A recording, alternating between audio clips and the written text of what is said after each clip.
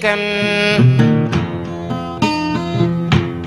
mi te kan hamrayitin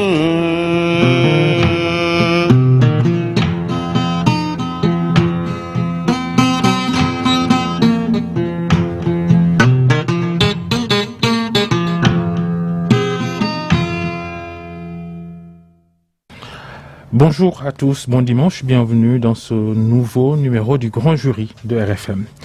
Le scandale groupe La Poste entre détournements et menaces de faillite. Le système sanitaire sénégalais toujours au devant de l'actualité avec les derniers développements dans l'affaire Astou Sorna à Louga. Dans toutes les régions du pays, les candidatures aux législatives animent l'espace politique. 25 partis et coalitions de partis envisagent de participer à cette compétition électorale. Parmi elles, Art Sénégal, dont notre invité est l'un des initiateurs. Bonjour, Thierno Bokoum. Bonjour Babacar, bonjour aux auditrices et auditeurs qui nous suivent actuellement. Vous êtes le leader de Agir, l'Alliance générationnelle pour les intérêts de la République, qui est donc membre de cette coalition électorale dénommée Alternative pour une assemblée de rupture, ART, un acronyme à la consonance Wolof pour dire protéger. Les têtes d'affiche de cette coalition sont vous, Thierno Bokoum, ancien parlementaire, ainsi que l'ancien magistrat Ibrahima Hamidou Dème, Abdourahmane Diouf, le patron de Awalé, le député Théodore Monteil, l'ancien ministre Thierno Alassane Sall, chef du parti politique La République des Valeurs, l'ancien député Cheikh Omar Sy, du beau monde. Oui, du beau monde, des personnes, des Sénégalais qui ont un parcours que tout le monde connaît. Vous avez eu d'ailleurs à évoquer certains aspects de leur parcours. Donc c'est du beau monde, des Sénégalais qui se sont réunis pour servir véritablement la nation, pour servir le peuple sénégalais. Alors dites-nous, qu'est-ce qui a été déterminant et qui vous a permis de vous rassembler malgré les ambitions des uns et des autres?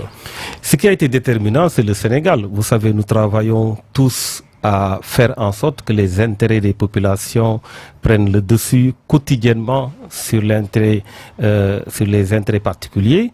Et nous avons respectivement dans nos différentes organisations, dans nos entités, eu cette recommandation de nous réunir autour de l'essentiel qui est le Sénégal.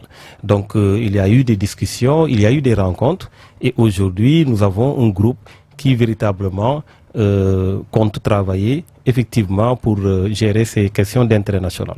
Vous dites la même chose que tous vos autres camarades de l'opposition qui sont dans d'autres coalitions. Une opposition sénégalaise disparate, chacun va de son côté, même si les coalitions, c'est un regroupement de plusieurs sensibilités, c'est vrai. Mais pourquoi, par exemple, vous et vos autres compagnons de Art Sénégal, vous ne pouvez pas aller dans les autres coalitions qui existaient déjà aux élections locales, Wallo Sénégal, Yewwi Askan Wi, pourquoi? Pourquoi ne pas aussi mettre en place une nouvelle coalition? Pourquoi et pourquoi pas? Parce que le plus important aujourd'hui, c'est quoi? Le plus important, c'est que des convictions fortes puissent se réunir et que des Sénégalais puissent décider de poursuivre le même chemin, d'avoir le même programme, d'avoir les mêmes objectifs et de s'exposer à la critique, à la sanction populaire. Le plus important, c'est qu'on respecte la diversité qu'il y a dans notre pays. Vous savez, Babacar, au Sénégal, on a l'habitude de parler de l'opposition de l'opposition. C'est un terme qui n'existe presque plus dans beaucoup de démocraties. On parle des oppositions. On doit prévoir une diversité au sein des entités qui font face au pouvoir pour donner aux populations la possibilité de choisir. Les populations doivent évidemment, compte tenu elles-mêmes de leur diversité, voir quels sont les meilleurs profils, les meilleurs programmes, les meilleures organisations à même de pouvoir satisfaire leurs objectifs. Donc nous pensons fondamentalement qu'il est important dans un pays comme le Sénégal, compte tenu de son évolution démocratique, qu'il y ait la possibilité d'avoir des coalitions avec des objectifs parfois différents.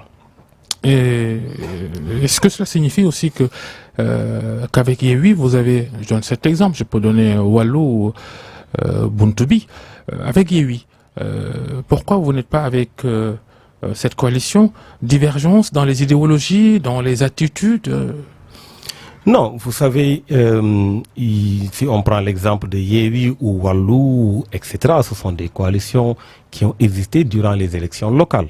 Donc c'est une continuité. Si vous voyez les différents profils que nous avons, nous n'avions pas pour les uns participé aux élections locales, pour les autres sous d'autres bannières. Donc nous nous sommes regroupés pour créer une coalition. Est-ce qu'il s'agit d'une question d'idéologie ou pas?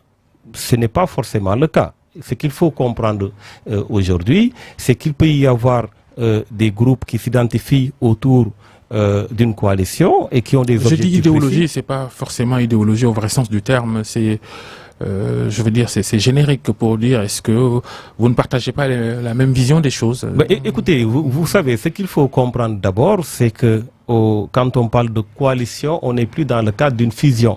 La coalition, ce n'est pas la négation de l'identité. Ce qui veut dire tout simplement qu'il peut y avoir des coalitions et que dans ces coalitions, les leaders puissent avoir des positions différentes. Donc, on ne peut pas mesurer les divergences de position ou d'opinion par rapport aux coalitions parce que nous pensons vous que ne croyez pas en la la coalition notion c'est une diversité. d'alliance contre nature, pour vous, ça n'existe pas en politique, hein? Non, les alliances contre nature, ça peut exister dès l'instant que un leader politique ou un parti politique développe des arguments dans le sens de dire je ne peux pas être avec tel, je ne peux pas être avec tel, ou bien je ne suis pas d'accord avec cette idéologie. Là, on peut parler d'alliance contre nature. Mais le plus important aujourd'hui, c'est quoi? Le plus important, c'est de se retrouver, d'être soudés et d'avoir comme ligne de mire les préoccupations des populations. C'est pourquoi d'ailleurs nous, dans le cadre de agir, le A signifie quoi? Le A, c'est alliance. Donc nous pensons effectivement que le Sénégal est une diversité ethnique, religieuse, etc. Il faut être dans le cadre d'une alliance pour pouvoir bien gérer et mieux gérer ce pays. Votre coalition Art Sénégal dit avoir l'ambition de changer la sociologie du Parlement. Assemblée de rupture, voulez-vous? Et comment vous allez... D'abord, ce que je peux dire, c'est que nous en avons les moyens. Nous en avons la compétence, nous en avons le souhait, nous l'avons prouvé aussi. Dans cette coalition, vous avez des députés de la 12e législature qui ont fait leur preuve. Aucun Sénégalais ne dira que ces députés ne feront pas la même chose, ou ce qu'ils feront et qui sera semblable à ce qu'ils ont déjà fait ne sera pas une bonne chose pour les populations. Donc, aller dans la logique d'une continuité avec ces députés et très bien partagé au niveau des populations. La 13e législature, nous avons par exemple le député Théodore Monté qui a montré ses preuves, qui a véritablement marqué cette législature présente. Et aujourd'hui, nous avons en dehors de ces députés qui ont fait leurs preuves, des leaders politiques extrêmement convaincus qu'il faut mettre en exergue les principes et qui l'ont prouvé également, notamment Abdourahmane Diouf, Thierno Alassane Sall, juge d'Em, etc., qui véritablement, les Sénégalais n'ont aucun doute que ces leaders-là vont les représenter dignement. Donc, nous appelons à une Assemblée nationale de rupture parce que nous en avons les moyens, nous en avons les compétences, nous en avons la volonté. Et il faudrait nécessairement être majoritaire à l'Assemblée nationale pour pouvoir changer les choses. Si vous voulez une assemblée de rupture, nécessairement être majoritaire. Mais nous travaillons à être majoritaire. Vous êtes de la 12e législature, vous avez été député à Tcherno-Bokoum. Oui. Vous évoquez la 13e, l'actuelle, la présente, la sortante. Vous lui donnez quelle note? Vous soulignez tout à l'heure, vous soulignez les prestations de Théodore Monté. Et de façon globale, cette Assemblée nationale, dont le mandat s'achève dans quelques semaines, vous posez quel regard sur son travail? Oui, vous savez, quand on parle par rapport aux différentes législatures, quand on se met à citer des personnes pour les enlever du lot, c'est parce que ça ne marche pas. Parce que l'Assemblée nationale, c'est le collectif qui fait marcher les choses. C'est une question de majorité. Et aujourd'hui, malheureusement, il n'y avait pas de majorité, de l'opposition, etc. Donc, ce qui fait qu'aujourd'hui, encore plus que jamais, nous constatons qu'il y a des difficultés à l'Assemblée nationale. Nous constatons justement qu'il faut une rupture, qu'il faut un changement véritable. C'est pourquoi d'ailleurs, au sein de notre coalition, notre candidat, d'une manière unanime, d'une manière consensuelle, c'est le candidat qui s'appelle le collectif. C'est le collectif qui sera notre candidat. Nous ne sommes pas attardés sur des questions de positionnement, de poste, etc. Nous avons tous eu un esprit de dépassement pour pouvoir mettre en place un collectif capable d'apporter les vraies ruptures, les vrais changements au sein de l'Assemblée nationale. Donc nous pensons que c'est le collectif qui changera l'Assemblée nationale et non des individualités. Mais quand il y a des individualités qui se distinguent, eh ben, c'est toujours le moment de saluer leur esprit patriotique et leur travail. Il faut quand même, pour aller à cette élection, désigner une tête de liste. Avez-vous, à Art Sénégal, désigné votre tête de liste pour ces législatives du 31 juillet? Oui, je peux vous dire déjà que nous avons commencé à nous organiser au sein de Art Sénégal. Moi qui vous parle, je suis le porte-parole national de la coalition Art Sénégal. Thierno Alassane Sall sera le ministre Thierno Alassane Sall sera la tête de liste de la coalition. Dr Abdourahmane Diouf va coordonner la coalition. Théodore Monté est le directeur de campagne de la coalition.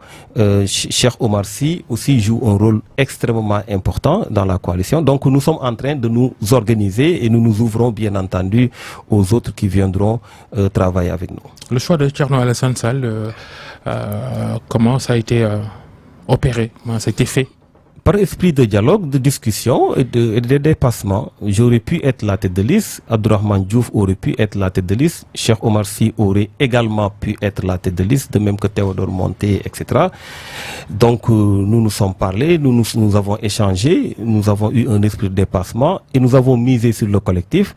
Il faut bien entendu qu'il y ait une tête de liste et c'est une tête de liste très valable parce que tout le monde connaît le parcours de Thierno Alassane Sall, tout le monde sait qu'il a eu véritablement à mettre de côté ses intérêts personnels pour mettre en avant l'intérêt général quand il a été au gouvernement. Donc c'est un très bon profil. Il y a une première étape à passer, une première épreuve pour aller aux législatives du 31 juillet, les parrainages. Votre coalition est-elle sûre de les réussir ou craignez-vous d'être éliminé? Je pose la question parce que vous dénoncez le parrainage, que vous décrivez comme un obstacle à la liberté de vote, à l'exercice du droit de vote, les termes que vous avez utilisés lors d'une conférence de presse que vous avez animée en mois de mars. Oui, parfaitement. Et nous maintenons véritablement notre position. Vous savez, nous faisons partie des Sénégalais qui se sont battus pour que le parrainage ne soit pas instauré au Sénégal. Lorsque les députés votaient la loi sur le parrainage, moi, Thierno Bokoum, et avec Thierno Alassane Sall qui est dans la coalition, avec d'autres leaders, nous étions au commissariat central. Nous avons été arrêtés parce que nous avions dit non au parrainage. Et l'avenir nous a donné raison parce que juste après les élections de 2019, il y a eu la Commission européenne qui a fait son bilan, qui a décrié la manière dont le parrainage est instauré. Il y a eu la Cour de justice de la CEDEAO qui a sorti un arrêt pour tout simplement demander à l'État sénégalais de retirer cette réforme qui est le parrainage, et il y avait même un délai de 6 mois, ce que l'État sénégalais n'a pas respecté jusque-là. Aujourd'hui, malheureusement, c'est une loi qui s'applique erga omnes. Ça veut dire tout simplement, nous nous battons pour que ça soit qu'on dépasse cette loi-là, mais c'est une loi qui s'applique, donc ça veut dire que nous sommes obligés de présenter nos parrainages. Ce que nous avons fait aujourd'hui. Est-ce que c'est cohérent? Est-ce que c'est cohérent d'être contre le parrainage, de s'y plier, de finalement... Parfaitement. Aujourd'hui, je suis contre peut-être certaines lois. J'aurais préféré, une fois à l'Assemblée nationale, qu'on les change. Mais ces lois s'appliquent à nous, erga omnes, ça s'applique à tous. C'est des lois déjà votées, donc on n'y peut absolument rien du tout. Mais on va continuer le combat pour que le parrainage soit amélioré s'il n'est pas changé. Parce qu'il y a énormément de ruptures d'égalité, énormément de contradictions par rapport aux lois de nos pays. Donc il faut nécessairement, au secret du vote, etc., il faut nécessairement qu'on puisse travailler à améliorer le parrainage si on ne peut pas l'éliminer totalement. Donc il y a une cohérence dans le sens que nous respectons la loi. Et aujourd'hui, je peux vous dire qu'il n'y a aucune difficulté. Au contraire, qu'est-ce qui s'est passé? Ce qui s'est passé, c'est que ces leaders que je viens de citer ont tous été candidats aux élections législatives et ont travaillé comme s'ils y allaient seuls. Ce qui fait aujourd'hui, en mutualisant nos forces, bien entendu, nous dépassons largement.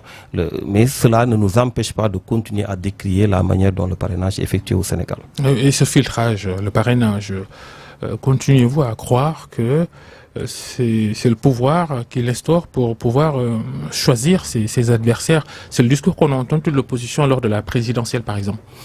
Mais c'est un discours que nous confirmons. D'ailleurs, c'est bien qu'on ait évolué en allant dans le sens de tirage au sort, même si on règle les questions à la va-vite, comme à la volonté du prince. Ce sont des questions qui méritaient qu'on en discute davantage, qu'il y ait plus de discussions autour de ça.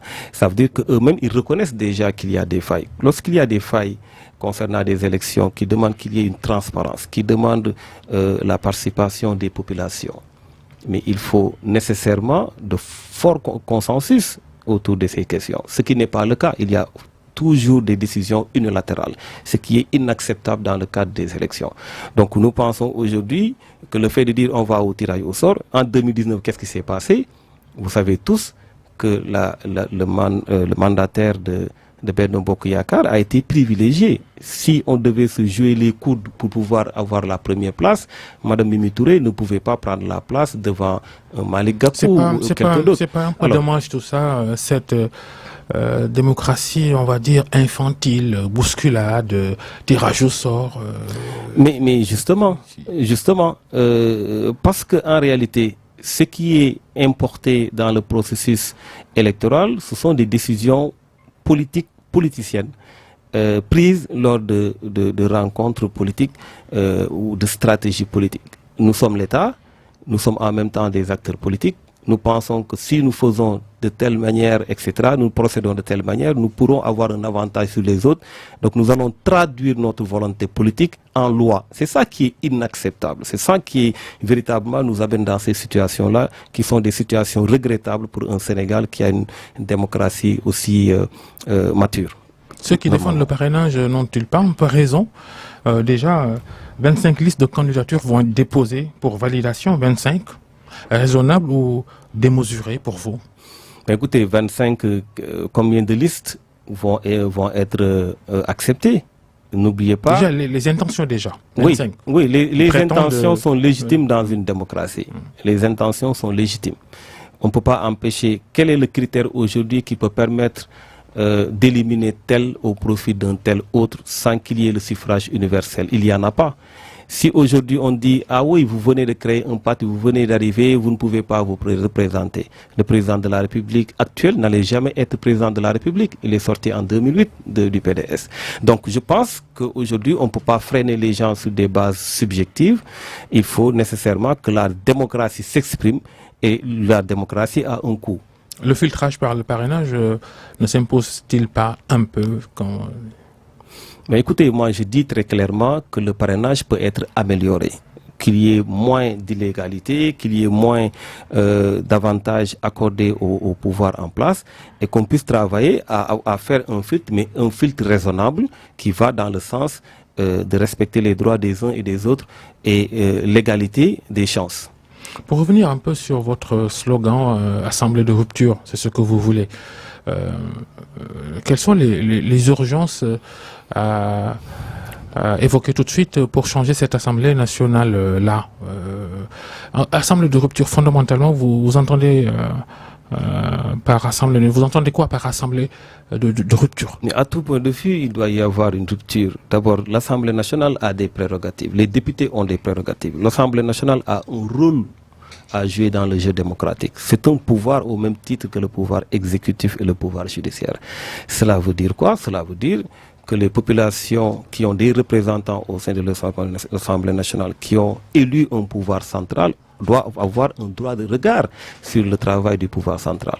Donc le rôle de contrôle de l'action gouvernementale, le rôle d'évaluation des politiques publiques. Le problème alors... Est-ce que le problème est forcément institutionnel, parce que est-ce que c'est pas le comportement des élus? Est-ce que ce n'est pas un problème de ressources humaines? C'est un problème de ressources humaines. C'est ce que j'ai toujours dit. Nous n'avons pas un problème de loi, nous n'avons pas un problème de moyens, les députés, quoi qu'on puisse dire, sont bien traités dans ce pays. Les députés sont protégés, ils ont une immunité parlementaire. Les députés bénéficient du principe selon lequel le mandat impératif est nul. Les députés peuvent véritablement faire son travail sans entrave. Donc nous pensons que c'est une question de ressources humaines. C'est pourquoi nous avons misé sur un collectif. Nous avons misé sur des personnes qui, d'une manière très claire, vont appliquer la volonté populaire. Nous avons misé justement sur ce collectif. C'est pourquoi Art Sénégal a ce rôle-là d'apporter les vrais changements au sein de l'Assemblée nationale. Nous avions été à l'Assemblée nationale. Personnellement, j'ai eu à tenter l'une des premières ruptures jamais faites de l'histoire politique du Sénégal, à savoir le contrôle des deniers utilisés au sein de l'Assemblée nationale. J'étais le président de la commission comptabilité et contrôle de l'Assemblée nationale, et compte tenu de la séparation de pouvoir, des pouvoirs, les corps de contrôle... La comptabilité fixe, classique, ou les fonds politiques alloués au président de l'Assemblée nationale? Toute la comptabilité, parce que les fonds politiques, quand ils sont alloués, ils sont laissés à l'appréciation de la personne à qui... Vous voulez que ça change aussi, ça? Mais il doit y avoir de la transparence, aussi bien les fonds politiques que les recrutements au sein de l'Assemblée. Il faut plus dans notre pays qu'il y ait des nébuleuses. Il faut dans notre pays définitivement qu'on puisse aller vers la transparence totale. C'est pourquoi je l'ai dit, j'ai tenté personnellement en tant que président de la commission comptabilité et contrôle. Parce que vous savez, à l'Assemblée nationale, les cours de contrôle ne peuvent pas entrer à l'Assemblée nationale, compte tenu de la séparation des pouvoirs. Parce que le président de la République qui gère les corps de contrôle, qui sont sous son autorité. Donc il y a, disons, un mécanisme de contrôle interne à travers la commission comptabilité et contrôle. Mais ce travail ne se fait pas. Si ce travail se faisait, vous allez vous-même être au courant, parce qu'un rapport doit être fait au niveau de l'Assemblée nationale et lu en plénière. Malheureusement, ça n'a jamais été le cas. Il y a une nébuleuse à changer à ce niveau-là. Il y a énormément d'autres réformes à faire. Donc nous pensons fondamentalement, ce n'est pas une question d'homme, c'est une question de texte, c'est une question d'initiative, d'esprit patriotique et de représentativité totale du peuple sénégalais en mettant en œuvre ses volontés. Mais les problèmes sur les profils des hommes politiques, ce n'est pas que du côté de la majorité qu'il faut pointer le doigt. Dans les rangs de l'opposition aussi, il y a à redire. Quand on voit des maires, élus sur des listes de l'opposition, notamment des Yewwi, pour donner cet exemple encore, qui, quelques semaines après leur élection, rejoignent le camp de la majorité, reçus au palais présidentiel. Oui, d'abord, ce que je veux préciser, c'est que ces maires ne sont pas de l'opposition. Ces maires sont au niveau du pouvoir local. Ce qu'on oublie, c'est que être maire, c'est être au pouvoir aussi.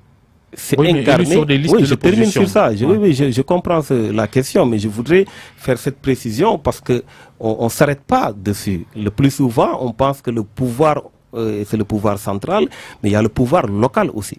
Nous attendons des maires élus qu'ils fassent des résultats parce qu'ils ont eu à présenter des programmes. Maintenant, le fait qu'il y ait des maires qui quittent pour aller rejoindre le président de la République. Quelques petites semaines après leur... Quelques petites semaines. Ouais. Moi, j'en avais parlé avant. Quand j'ai parlé des élections locales, qu'il y avait eu cette question par rapport à la grande coalition de l'opposition, j'avais fait une sortie pour dire que moi, ce qui m'intéresse, ce n'est pas telle personne est meilleure que telle autre, parce qu'on l'a vécu en 2014. En 2014, j'étais dans Tahaou Dakar. Tahaou Dakar, si je ne me trompe pas, nous avions gagné 16 communes sur les 19, ou 17 sur les 19. Du département de Dakar. Mais nous avions presque perdu toutes les communes, sauf quelques rares communes, 4 ou 5, qui sont restées sur l'escarcelle de Tahaou Dakar. C'est le remake. On revit la même chose. Vous savez, au Sénégal, on a l'impression qu'on est dans un cercle vicieux. Quand on est proche des élections, on choisit... Que voulez-vous dire là-bas? Yewwi a gagné de grandes villes, mais n'a pas véritablement obtenu de victoire à ces élections-là? Non, je ne suis pas à ça. Ce que je suis en train de dire, ça c'est un autre sujet. Ce que je suis en train de dire, c'est que ce qui se passe aujourd'hui, moi-même j'en avais parlé, je l'avais prévu. Qu'il y ait des profils qui vont après vendre le suffrage des populations. C'est ce qui est extrêmement dommage. Mais on ne peut pas seulement leur pointer... On peut pas seulement leur... Exactement, il y a un problème de casting. On ne peut pas seulement leur pointer le doigt en laissant intacte la posture du président de la République, qui aujourd'hui est le garant des valeurs dans notre pays. Le président de la République doit donner l'exemple. Quand on a un président de la République qui utilise ses fonds politiques ou bien qui se précipite à récupérer des opposants qui ont déjà bénéficié du suffrage universel, vous ne faites pas seulement tort à l'opposition, vous faites aussi tort aux populations qui ont choisi. Quand les populations choisissent en tenant compte d'un discours d'opposant, d'un programme d'opposant, d'une démarche de l'opposition, et qui en conséquence élisent un maire, et surtout la manière dont le maire est élu actuellement, c'est-à-dire le suffrage direct, vraiment le président de la République n'a pas à prendre ses maires pour les mettre dans son scarcelle. Je pense que c'est anti-valeur. Et je pense fondamentalement qu'il a une responsabilité forte dans cette question, mais bien entendu, la responsabilité des maires qui ont choisi d'être de partir de cette manière est totalement engagée. Oui, les valeurs, on évoque souvent, quand on parle des hommes politiques sénégalais, c'est l'autre défi qu'il faudra peut-être rapidement relever. Mais il y a des exemples... Les hommes politiques de tous bords. Il y a de tous bords, bien entendu. Il y a des exemples de personnes de valeurs et de principes. Mais n'allez pas plus loin. Regardez dans Art Sénégal. Vous savez, c'est une chose de dire « je suis une personne de valeur ». C'en est une autre. Lorsqu'on est confronté à des situations, de prouver qu'on est effectivement une personne de valeur. Et c'est le cas avec les membres de Art Sénégal. Regardez leur parcours. Regardez tous leur parcours. Ils avaient la possibilité d'avoir tout ce qu'ils veulent. Mais ils sont toujours restés droits dans leur botte. C'est extrêmement important. C'est pourquoi aujourd'hui, on ne peut pas nous dire non, on ne peut pas accepter qu'on nous mette dans le même sac. Il y a eu des sacrifices, il y a eu des parcours. Nous demandons aux populations d'arbitrer. Thierno Bocoum, vous avez été conseiller municipal à la ville de Dakar. Les empoignades qui recommencent entre le président de la République et le maire de Dakar, on a connu le cas Khalifa Sall et maintenant Barthélémy Diaz. Le chef de l'État s'oppose au recrutement de Guy Marius Sagna et de l'ex-capitaine de gendarmerie Seydina Oumar Touré dans le cabinet du nouveau maire de Dakar comme conseiller. Pour Macky Sall, il faut respecter les organigrammes établis par la loi sur la décentralisation. Qui a raison, qui a tort? D'abord, le président a tort de véritablement s'exprimer en tant que leader politique et en ignorant sa posture très importante de chef d'État. Un chef d'État il y a ce qu'on appelle les autorités déconcentrées, qui gèrent le contrôle de l'égalité. Il ne revient pas au président de la République de dire tel truc ne marche pas, tel truc ne marche pas, sur des questions où il peut valablement laisser les préfets s'en occuper. Des détails pour lui, pour qu'est-ce que je voulais dire par là? Oui, pour moi, c'est des détails. Parce qu'en réalité, qu'est-ce qu'il y a? Ce qu'il y a, c'est qu'il y a un contrôle de légalité qui est exercé par les préfets. C'est la première chose. Ensuite, il y a des possibilités de recours au niveau des juridictions. Où se trouve le problème? Il faut juste faire respecter les règles si on doit les faire respecter. Si la manière dont les règles sont disons, interprétées ne sont pas conformes à la vérité juridique, mais il y a les tribunaux qui vont trancher. Je pense que ça doit être à ce niveau-là, mais pas au niveau de vouloir justement s'attaquer à des adversaires politiques. Ça, c'est la première chose. La deuxième chose est qu'on a l'impression qu'on a un président de la République qui ferme les yeux quand ça l'arrange et qui les ouvre quand ça ne l'arrange pas, sur les mêmes questions. Et je pense qu'il ne faut pas, pour un président de la République, laisser l'émotion dominer sur la raison. Parce qu'en réalité, quand on est trop concentré sur les réseaux sociaux et qu'on voit qu'il y a peut-être une effervescence ou bien une discussion sur un tel ou tel autre acte, vouloir forcément se positionner sur cela ne doit pas être l'attitude d'un président de la République. Donc je pense fondamentalement aujourd'hui c'est une question qui doit être gérée autrement et ailleurs. Et maintenant la décision de Barthélémy Diaz d'enrôler Guy Marius Sagna et Seydina Oumar Touré dans son cabinet. Écoutez, Barthélémy Diaz a été élu par les populations de Dakar au suffrage direct. Il a un droit, en tout cas, il doit faire des résultats parce qu'on l'attend sur les résultats. Il a une obligation de moins. une obligation de résultat. C'est-à-dire qu'aujourd'hui, il peut voir quelle personne peut véritablement l'aider dans son travail pour atteindre les objectifs. Donc de ce point de vue, je pense que c'est à lui de voir comment il doit travailler et de quelle manière il compte s'organiser pour apporter les résultats. Maintenant, si on trouve dans la manière de recruter qu'il y a des difficultés, mais il faut nécessairement que cette question soit traitée autrement et non vouloir en faire une affaire politique. Mais justement, ces nominations-là ont une forte résonance politique, pour ne pas dire politicienne. Vous ne pensez pas? Mais je n'ai pas à penser ou à interpréter. Je pense aujourd'hui que celui qui doit faire des résultats, c'est à lui de voir est-ce que c'est opportun de prendre telle ou telle personne dans son cabinet. C'est son domaine de compétence. Maintenant, si cela est contesté, sur quelle base ça doit être contesté et quelle procédure utiliser pour contester cela, c'est ça qui est le plus important. Mais on n'est pas dans les appréciations. Aujourd'hui, on ne peut pas reprocher au président de la République de choisir telle ou telle personne ou d'aller recevoir une activiste ou je ne sais quoi, etc., alors qu'il parle de valeurs. Mais on ne fait pas de commentaires sur ça, parce que peut-être il en a le droit, même si c'est le président de la République. Mais aujourd'hui, c'est au résultat qu'on l'attend. Et je pense aujourd'hui, c'est au résultat qu'on doit attendre Barthélémy Diaz. Il a le droit de s'organiser comme il veut. Faute de communication, faute politique d'ailleurs de Macky Sall de commenter ces nominations de Barthélémy Diaz, alors? Mais je ne suis pas un analyste politique. Je ne suis pas un chroniqueur non plus. Thierno Bokoum, vous êtes membre fondateur de Rewmi, le parti dirigé par Idrissa Seck, dont vous avez été pendant plusieurs années le chargé de la communication, en même temps responsable national des jeunes. Rewmi, que vous avez quitté en 2017 pour mettre sur pied votre mouvement politique Agir. Idrissa Seck, vous avez quand même soutenu à la dernière présidentielle en 2019, où il est arrivé deuxième derrière Macky Sall. Et Idrissa Seck qui finit par rejoindre la coalition présidentielle. Il a voulu vous amener avec lui auprès de Macky Sall, mais vous aviez décliné. Pourquoi? Oui, d'abord il faut comprendre, à mon entendement, c'est lié à deux choses. Le fait que la proposition m'ait été faite, d'abord pour les relations amicales de fraternité que nous entretenons, ensuite pour les relations de confiance et liées aussi peut-être aux compétences. Donc de ce point de vue, je pense que ça a été un appel fraternel. Mais j'ai une autre manière de voir les choses.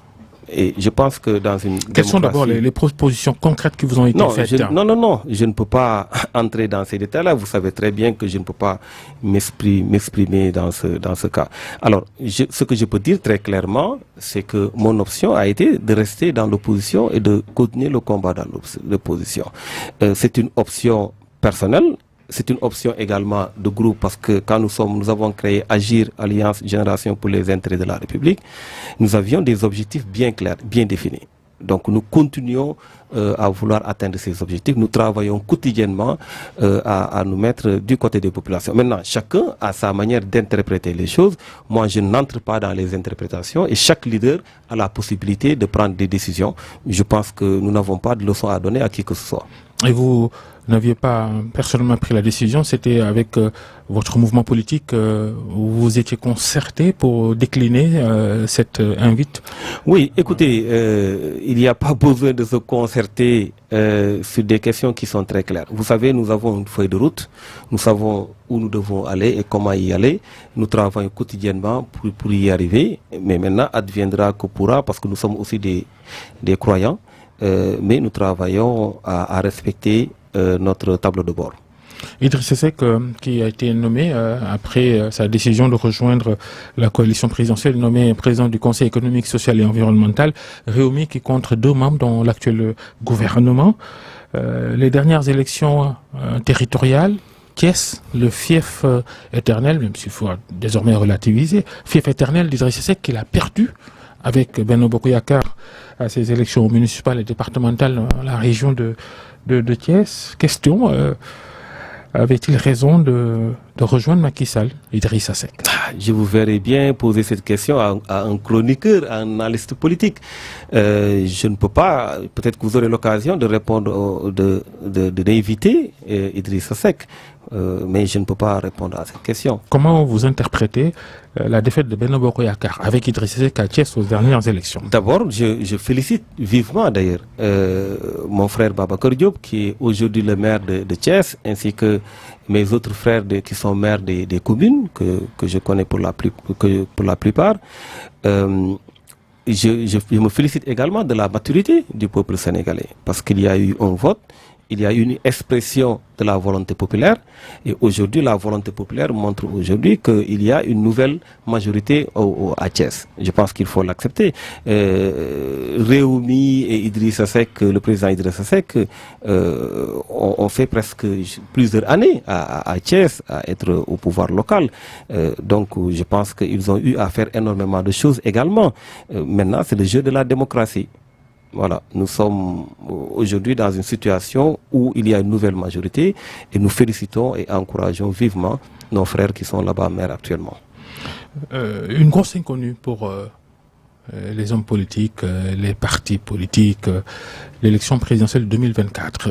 Ce débat qui ne cessera jamais d'être sur la place publique, les intentions de Macky Sall. Pour beaucoup, son silence sur ces intentions-là ont fini de mettre le pays sous une tension latente, que ça peut se développer à n'importe quel moment et parfois peut-être de façon fâcheuse. Le troisième mandat, quelle est votre conviction personnelle sur ce que dit la loi et ce que devrait faire Macky Sall à votre avis? Maintenir le suspense ou dire tout de suite ce qu'il veut faire en 2024? Macky Sall, le président Macky Sall n'a pas la possibilité de faire un troisième mandat, n'a pas la possibilité de déposer une troisième candidature. Je pense que le débat ne doit même pas se poser. D'éminents juristes et d'éminents constitutionnalistes ont dit le contraire. Oui, d'éminents, d'accord. Il y a aussi d'éminents qui ont dit le contraire du contraire que vous évoquez. Ce que je veux dire très clairement, c'est que moi je trouve ce débat très très dommage pour le Sénégal, très très dommage pour le Sénégal. Parce qu'en réalité, le fait de dire oui, le président doit se prononcer sur quoi? On peut se prononcer à sa place, parce qu'il s'est déjà prononcé, c'est ce qu'on va lui dire. Ensuite, tout le monde sait que l'intention était claire, qu'il n'y aurait pas de troisième mandat. Et si éventuellement le président se prononce, quelle est la valeur de sa parole par rapport à ce qu'il avait dit quand il disait qu'il allait faire un mandat de 5 ans? Il s'était prononcé. Quand il a été élu, pendant à peu près sur 15 sorties officielles, le président de la République a réitéré sa volonté de faire 5 ans. Au finish, il a fait 7 ans. Donc cette question ne peut pas se régler de cette manière. Parce qu'il dit avoir à l'époque consulté le Conseil constitutionnel, qui lui a dit qu'il ne peut pas réduire son mandat. Donc là, on nous dira également qu'il va consulter le Conseil constitutionnel. Est-ce qu'on n'a pas assez de revenir sur les mêmes débats, les mêmes arguments, les mêmes trucs? On est dans un cercle vicieux, ça ne bouge pas. Il faut qu'on soit sur les principes définitivement. Comprendre des définitions. Vous ne serez pas surpris si le Conseil constitutionnel donne un avis favorable à la troisième candidature de Macky Sall? Je ne parle pas de Conseil constitutionnel. Vous savez, le Conseil constitutionnel, les juges du Conseil constitutionnel sont nommés par qui? Sont nommés par le président de la République. Vous savez, la parole du président de la République a beaucoup plus d'importance que quoi que ce soit. Il suffit juste de la respecter. C'est aussi simple que ça. Il a été très clair sur cette question de troisième mandat. Très très clair. Vous savez pourquoi cette question me désole? Je vais vous le dire. Moi, je fais partie des jeunes du M23 qui se sont battus pour qu'il y ait des changements dans ce pays, pour qu'on tourne une certaine page. Il y a eu énormément de morts sur la question du troisième mandat. Énormément de morts. Moi-même, j'ai été emprisonné. On m'a lancé des lacrymogènes, etc. J'ai été maltraité à un moment donné. Mais on s'était battu, on avait presque donné notre vie pour le Sénégal. Pour que définitivement qu'on ne parle plus de ça. Je suis encore en vie, mais d'autres sont partis. Mais en partant, peut-être dans le dernier souffle, ils se disaient que certainement une page va être tournée. Ça a valu la peine peut-être. Mais vous vous rendez compte qu'on revienne sur les mêmes débats dans ce pays? Vous vous rendez compte qu'on nous parle de troisième mandat encore? Mais c'est indécent. Totalement indécent. C'est pourquoi cette question, le président Macky Sall n'a pas à en parler, il en a déjà parlé. Il a tout simplement à respecter sa parole. pour vous, c'est pas un problème de droit, c'est un problème de morale. C'est un problème de morale, c'est un problème parce que en réalité, si on parle de morale, on dira que c'est subjectif et que le droit prend le dessus sur la morale, etc. On sera dans tout un débat. C'est un problème de respect de la parole donnée. Et le respect de la parole donnée, pour moi, ça emporte le droit, ça emporte également le moral. Parce qu'il faut que la morale s'exprime, il faut que le droit s'exprime. Le président de la République, c'est lui-même qui a été l'initiateur de la réforme constitutionnelle. C'est lui-même qui a interprété sa propre réforme. Ça dit c'est du droit, parce qu'il y a le constituant originel, le constituant dérivé. Donc je pense fondamentalement que lui-même il a interprété la loi. On ne peut pas être plus royaliste que le roi. Le Conseil constitutionnel ne peut pas interpréter mieux la loi que le président lui-même qui en était l'initiateur. Donc ça c'est du point de vue du droit. Du point de vue de la morale, c'est clair que le président de la République n'a pas aujourd'hui à donner un mauvais exemple. Nous sommes 70% des Sénégalais n'ont pas 35 ans. Nous avons une population totalement jeune. Cette population a besoin de repères, de références. Le président de la République doit être les derniers chiffres de la NSD sur la population sénégalaise, plus de 60% de la population qui a moins de 18 ans, c'est énorme. Mais c'est énorme. C'est une population à encadrer, à éduquer. Une population qui doit voir des valeurs s'exprimer.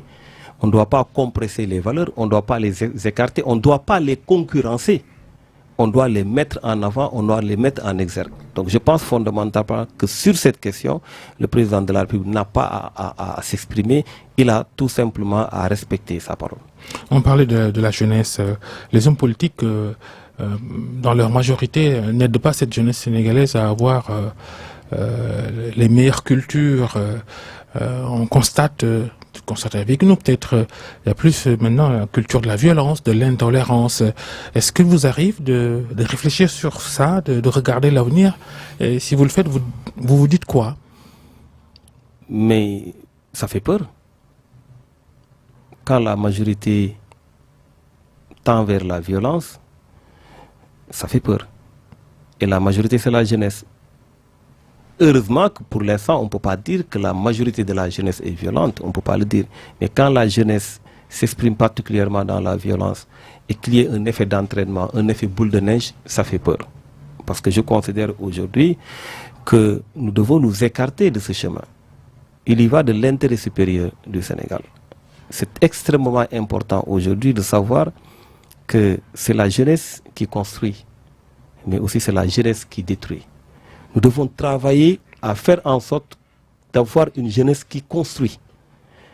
Et ça, c'est de la responsabilité de tout le monde, de tout un chacun. Mais nous avons d'avoir aussi des dirigeants assez responsables pour comprendre que la jeunesse a soif de changement, que la jeunesse est fatiguée, il n'y a pas de perspective. Nous faisons des tournées, nous voyons les agriculteurs, les pêcheurs, nous entendons là, les jeunes. Il n'y a pas d'espoir. Et vous savez, quand il n'y a pas d'espoir, il y a toujours une forme de stratégie du chaos qui peut circuler, qui peut un peu hanter les gens. De dire, je ne suis pas bien là où je suis, que tout le monde soit comme moi, et après on va reconstruire. Et dans ce cas, j'aurai un avantage sur les autres parce que j'ai eu l'habitude d'être dans le néant. J'ai eu l'habitude d'avoir des difficultés. Si tout le monde a des difficultés, je pourrais me reconstruire. Ça, c'est humain. Mais justement, nous avons envie d'avoir des dirigeants conscients de cet état de fait, qu'il y a une bombe sociale dans ce pays, qu'ils aident les gens à avoir du travail, de l'emploi, qu'ils aident les gens, les populations à se soigner, c'est important.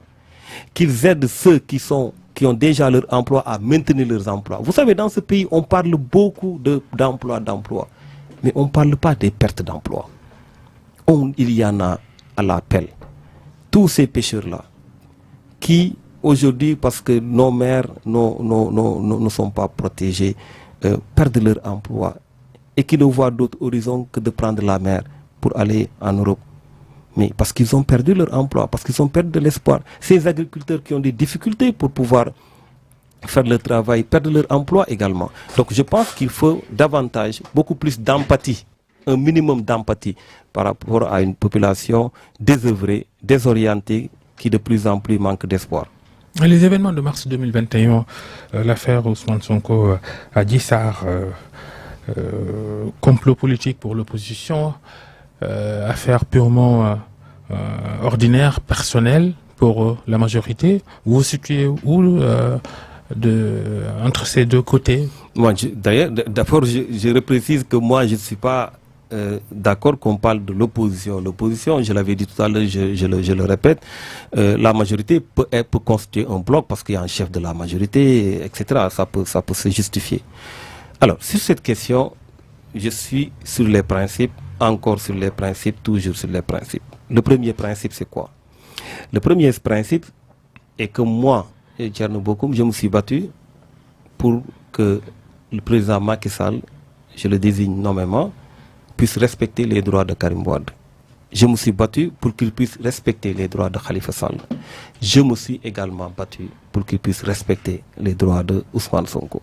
C'est pourquoi quand il a été convoqué, alors qu'il bénéficiait d'une immunité parlementaire, j'ai fait partie des leaders qui sont partis chez lui pour dire non à cette convocation et qui étaient prêts à en découdre avec qui de droit, parce qu'il s'agit de respecter les droits des uns et des autres. C'est des combats de principe. Donc, nous ne pouvons pas accepter qu'on utilise les institutions de la République pour s'attaquer à des adversaires politiques. Première question de principe. La deuxième question de principe, c'est que nous sommes en matière de justice, il y a ce qu'on appelle la présomption d'innocence. Qui signifie quoi? Qui signifie que la personne est innocente tant et aussi longtemps que sa culpabilité n'a pas été démontrée, hors de tout doute lors d'un procès. Parce que même le doute est au bénéfice de l'accusé. Donc, nous pensons que celui qui est accusé n'a rien fait tant que les preuves n'ont pas été apportées. Donc, de ce point de vue, nous sommes dans la présomption d'innocence et non dans la présomption de culpabilité.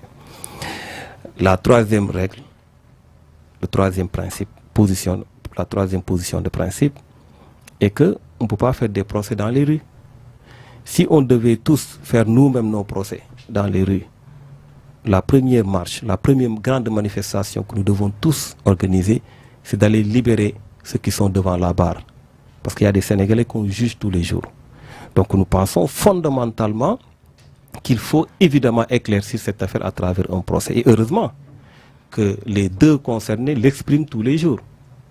Je pense que ceux qui sont concernés dans ce dossier ont toujours évoqué qu'il faut nécessairement vider cette affaire très rapidement. Nous pensons que la justice doit très rapidement travailler à vider cette affaire et qu'on passe à autre chose. Et que les hommes politiques, quoi que puisse être leur popularité ou leur influence ou leur autorité, pour parler des gens du pouvoir, mais quand on est aussi dans l'opposition, où qu'on puisse être, il faut se mettre à la disposition de la justice, aller répondre quand la justice vous appelle.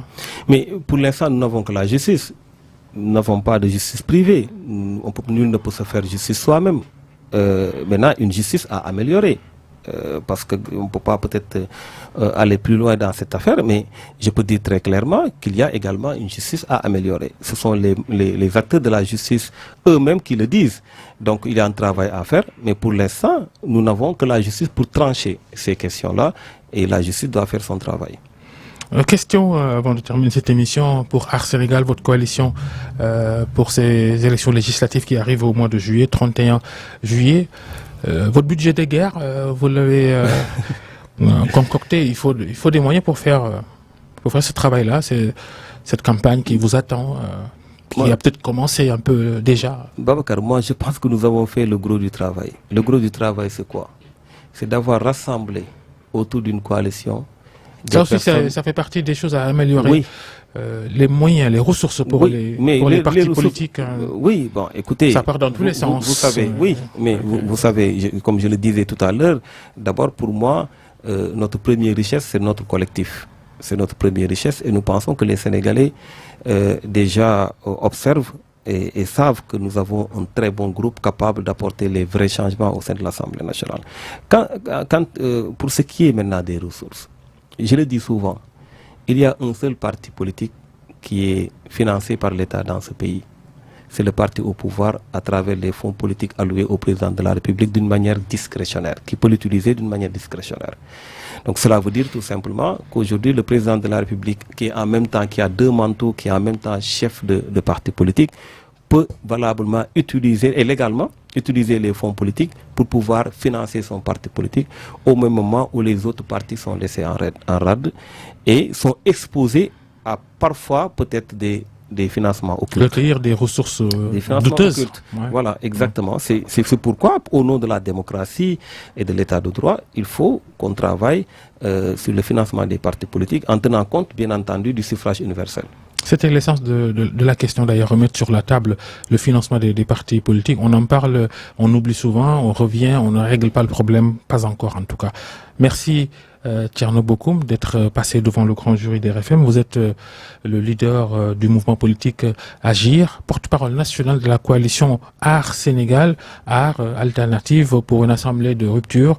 La coalition que vous avez mise sur pied avec Abdourahmane Diouf, Théodore Montey, Cheikh Oumar Sy, Thierno Alassane Sall pour ces élections législatives. Et le juge Hamidou Dème pour ces élections législatives du 31 juillet. Merci d'être venu. Merci à tous de nous avoir suivis. Merci également à Yaya et Abdou. Restez avec nous. Les programmes continuent. Et le grand jury dimanche prochain. Excellente fin de week-end. Mi